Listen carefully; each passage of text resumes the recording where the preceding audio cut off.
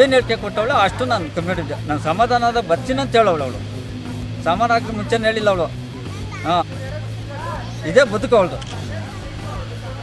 ಇನ್ನೊಬ್ಬ ಬಿಟ್ಟು ನನ್ನ ಹತ್ರ ಅವೇ ಚೇತನ್ ಅನ್ನೋದು ಐತೆ, ಟಿಕ್ ಟಾಕ್ ಐತೆ, ಇನ್ನೊಬ್ಬನ ಯಾರೋ ಯಜ್ಜನಂತೆ ಅದು ಐತೆ, ನನ್ನ ಹತ್ರ ಪ್ರೂಫ್ ಐತೆ.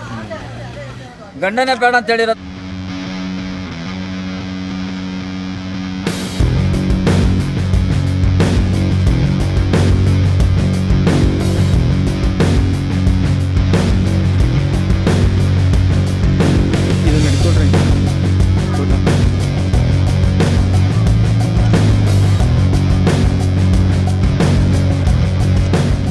ಈಗ ಚಿಕ್ಕಮಗಳೂರಿನ ಮದುವೆ ಆಗಿ ಇಲ್ಲಿ ಬಂದಿದ್ದೆ ನೀವು? ಹ್ಞೂ ಸರ್, ನನ್ನ ಮೋಸ ಮಾಡಿಬಿಟ್ರಿ ಸರ್.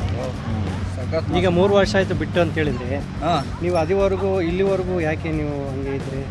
ಕಂಪ್ಲೇಂಟ್ ಕೊಡೋದಾಗಲಿ ಅಲ್ಲಿದೆ ಸರ್ ಆಲ್ಬಮ್ ಊರಲ್ಲಿ. ಮೊಬೈಲ್ ಇಲ್ಲ, ಇದೈತೆ ಅವ್ರದ್ದು ಜೊತೆಗಿರೋ ಫೋಟೋ ಐತೆ, ಪಾಸ್ಪೋರ್ಟ್ 2 ಸೈಜ್ ಐತೆ. ಅದೇ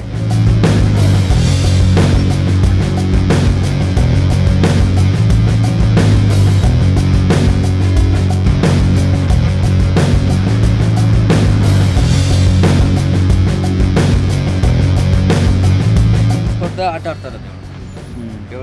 ಯಾರಿಗೂ ಕೊಟ್ಟಿಲ್ಲ, 3 ಜನ ಯಾರಿಗೂ ಕೊಟ್ಟಿಲ್ಲ. ಅದು 2 FIR ಸಿಕ್ಕಾಕೊಂಡಿದ್ದೆ ಪರ್ಸ್ನಲ್ ಆಗಿ. ಇವಾಗ ಮದುವೆ ಆಗಿರೋದು 3 ನನಗೆ ಜನವರಿಂದ ಈಚೆ ಗೊತ್ತಾಗಿರೋದು. ಇವತ್ತು ಸೊರತ್ತದೆ, ನಾಳೆ ಸೊರತ್ತದೆ ಅಂತ ಫೋಟೋ ಕೊಟ್ಟಿಲ್ಲ.